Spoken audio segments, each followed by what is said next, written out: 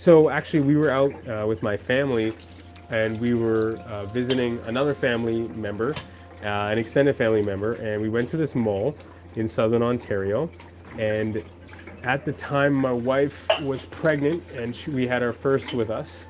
And I, having my ghetto senses tingling, felt that there was something off about the situation when we went to go sit down in the food court. So I first moved seats from the outer area just a little bit inside to give us a little bit less vulnerability.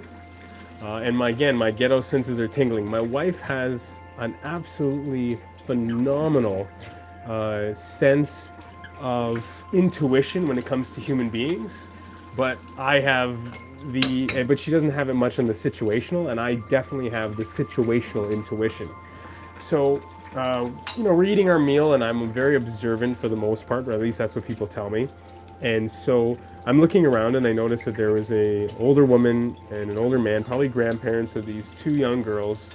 I have my own, young little girl with me, and so my daughter's taken a bit of a shine to the one who's probably a year older, and there's a baby. So we're sitting there, and they're kind of smiling at each other, being kids, right? So I just kind of feel the tension kind of shifting, and I see these kind of, sketchy-esque characters corner of my eye, and all of a sudden, I turn away, and the elderly lady was walking away with her older daughter. No, sorry, with the youngest daughter, and my wife and her family member was sitting very close to the jewelry store. So all of a sudden, we heard this bang, clang, clang, bang, smash. And I look over to where it's happening, which is like 10, 15 feet away from us. I look back. My wife, pregnant, has grabbed our, I think, 2-year-old and is in a full sprint. Mama bear, enacted, engaged, like it's a video game. And she is moving. Now, my wife used to be a long distance runner and a sprinter, so she can move, even pregnant. And I think with the mama adrenaline, she was just gone. Now, I'm like, there's a bar between us, like just to the side here, and there is there's the glass being smashed. There's about 3 guys in there. They're holding hatchets and either real guns or fake guns and hammers. Another guy comes in.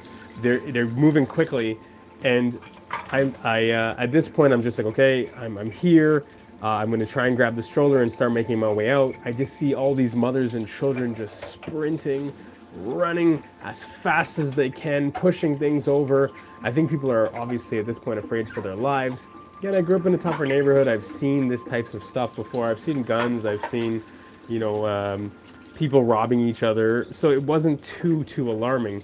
But what did become alarming is, since the older grandmother lady had left with the smallest grandchild, and she was now nowhere to be seen, the older gentleman, who I assumed was the grandfather, was just kind of sitting there chilling. So he just kind of felt like he was some kind of war vet, some army veteran.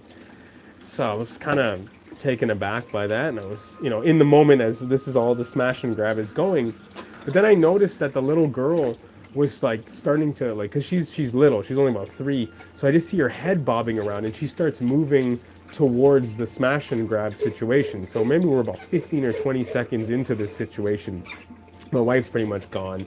Her family member's gone. They've booked it. I'm like in awe at how fast my wife was moving. I'm super like, wow,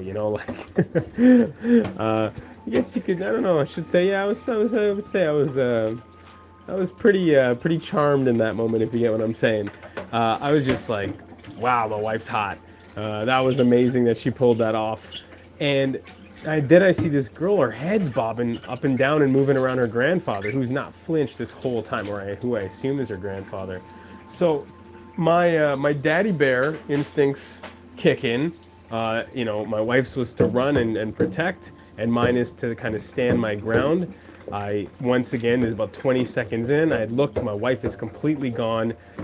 If I run with a stroller, where am I going? I know that they're together, they have keys to the car. they're probably in the safest position possible. I'm just, at this point, I'm just calling immediately because I know that she always had her phone on her. And I see this little girl, and so what I do just out of instinct, and thankfully we had like made eye contact earlier as my daughter wanted to kind of play with her, and so I just kind of grabbed her, just around, like, I'd say probably around the waist, and I just kind of pulled her behind me, and I put the stroller in front of us. So this is like 25 seconds into the smash and grab. She's terrified, she's screaming, and so I just said to her, I go down on one knee as this is happening. I said, don't worry, I'm going to protect you. Everything's fine. Your grandfather is right here. So the smash and grab is probably into 30, 35 seconds now. I'm looking around. There's no way for me to just bolt. I have this little girl with me. The grandfather's there. I really feel in my gut, in my heart, that my wife is totally safe. She's totally fine. Because I'm telling you, she booked it. Like, I didn't even have the time to react. I'll never forget it. And part of me inside of me is like, I should be with my family. But the part of me that thinks that is like, her family member and her, they know the area, they are out first. They're going to be able to get to the car and probably get to safety. And here I am trying to run over to them, catch up. I'm going to make things even more worse and frantic. And here I have this little girl with me now. So I'm still not moving. I'm just protecting this little girl. I also don't want to be in a situation where I'm running with a little girl who's not mine. I'm in a very Anglo-Saxon neighborhood. I am not Anglo-Saxon. I have this little Anglo-Saxon girl with me that's not going to look good either. So I would say, I just kind of kept calming her down, just shielding her. Grandfather's just chilling still. And the guys just book it. They run, they've grabbed their jewelry. Probably 45 seconds in, again, I'm calling my wife for the second time. And then things just, the chaos is there. People I look around and people have their phones out and they're recording. And I'm like, what are y'all doing, right? Like, people are like even getting closer as the guys run by with their hatchets and their guns or whatever. Of course, a lot of people are still down. But it was amazing as I did make my way towards the grandfather. He said, kind of what's going on? And it kind of, I started to see in his eyes, there was like a glaze. And so I just said to myself, okay, I'm just going to keep calling my wife. I could run out, but I don't know where they are. This could be a situation that could get bad quick if I'm not stationary. And who knows if they're just in the bathroom and then they start freaking out because I'm walking around trying to find them and they don't have their phone, because I don't know if my wife, I'm pretty sure she had her phone on her, but I wasn't 100% sure, I should say. So I just stood my ground. Nothing horrible had happened. So I just gave the little girl into the grandfather's arms. And now as I'm meandering out, just chaos everywhere. There's tables flipped everywhere. There's food everywhere, all on the floor throughout this massive food court debacle that has happened. And now the security and the police, are rolling, or not the police, or the security are calling the police. There's a PA announcement. Everyone needs to calm down and relax. A little late, but they were doing the best they could. And finally, I got a ring from my wife, and she's like, "Oh yeah, we made it to the car." And I was just like, "All right." My sprinter wife, my long distance runner wife, had no problem being pregnant, carrying probably a 30-pound 2-year-old, and booking it to the other end of the mall through the long parking lot in the part of winter. It was just, I was like enamored, to be honest with you. And I just told her I was inside, and I just apologized. I said, I wish I was there for you. I wish I could have defended you better. And my wife just kind of laughed, and she was like, don't worry about it. It's not a big deal. I just booked it. I didn't tell you anything. I went into mama bear mode. And we had that talk because, it's great for planning your family situation. I started about changes here, and now I'm into family evacuation. But it's always good to talk about those ways if you have to evacuate, meeting places, talking about who gets, when you get to the car, what do you do?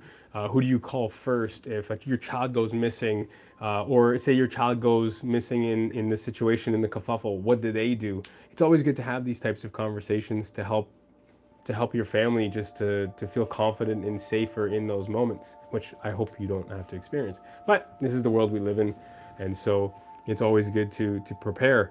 So as I'm walking out, I see the grandmother, and I just kind of said to her, oh, because she's like frantically looking for her granddaughter, and I just said, oh, don't worry, she's with the grandfather or the older gentleman. She said, oh, thank you so much.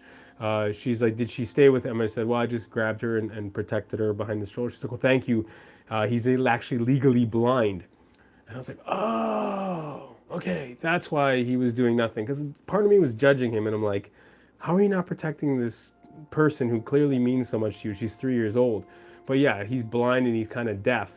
So just leaving her and she like immediately when I put her, I should have said this, immediately when I put her beside this older gentleman, which I assume is her grandfather, she immediately hugged him and she was crying and he hugged her and like he put her on her lap. So like obviously there was a deep affection there. That's why I left. This story is kind of, I didn't plan this story to tell a story. So I finally walk out and, it's just, it was unreal to see how many mothers and children were outside together. Now, granted, it could be that the fathers are working or whatever it might be, but it was just mama bear instinct is unreal. So anyway, that was that story. Me and my family met up. We never saw that little girl and her sister and the grandparents again. But I felt like in the moment, as much as I couldn't reach out to my family, God allowed me to be there for that little girl. And I was calling. I was trying my best to connect. But again, in the mayhem, in the stampede out there, who knows what have happened. And because my wife was like the first person out, and maybe this is me just justifying maybe something I did wrong, but thankfully by God's grace it worked out in the end. I'm super, super thankful for that. So yeah, if there's any comments or questions, that's wonderful. I'd love to answer any of them, or if you liked what I had to say. If you're watching the replay, I haven't missed the thousands of comments so far. I haven't missed one yet that I know of over the past 17 years or so. So please drop a comment. I'd love to chat and engage. Just so thankful that you've taken the time to watch this video thus far. And yeah, I hope to continue to make this a normal thing. I'm here doing the dishes anyway, so I might as well make a video, make a stream. I do my workouts in the morning. I do more stretching between the hours of like 9 and 11 for about 15-20 minutes. And then I do a workout a couple times a week. So hopefully you could catch those streams. If you want, you could like and subscribe. That would really help the algorithm. Hopefully the stories were great today, and I'm learning. This is still new to me. So if you have any suggestions or thoughts about what I'm doing, or even the audio quality, the visual, or just this concept of a dad doing dishes, to wrap up the day and just talk about what's on his heart when it comes to faith, fitness, and fatherhood, then please let me know. I'd love to hear about it. So I might as well cap it off as I have it going here, which is if you'd like to see another video in the Dad Doing Dishes playlist, just check out the video right here. And if you'd like to subscribe, right here. Just wanted to say thank you again for watching this video. I'm Stephen Tocher. Have yourself a wonderful day, evening, morning, or night. God bless.